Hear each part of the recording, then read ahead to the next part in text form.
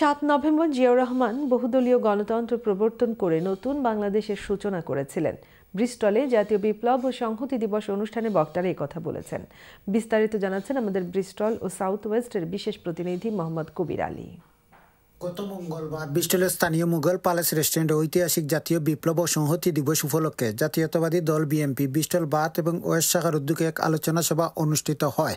Bristol bath এবং West বিএনপির সভাপতি সাবেক ছাত্রনেতা ইঞ্জিনিয়ার মতিউর রহমানের সভাপতিত্বে ও সহসভাপতি মঞ্জুর কাদের ফারুকির পরিচালনায় পবিত্র কোরআন তেলাওয়াতের মাধ্যমে অনুষ্ঠানটি শুরু হয়। এতে প্রধান অতিথি হিসাবে উপস্থিত ছিলেন বিএনপির কেন্দ্রীয় নির্বাহী সদস্য ও কানাডা বিএনপির সাবেক সভাপতি ফয়সাল আহমেদ চৌধুরী।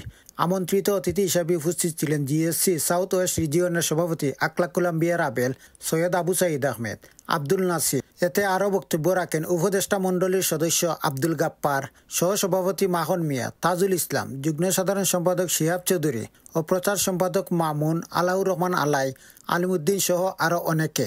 1975 সালের এই দিনে দেশপ্রেম বলিয়ান হয়ে সিপাহী জনতা রাজপথে নেমে এসেছিল।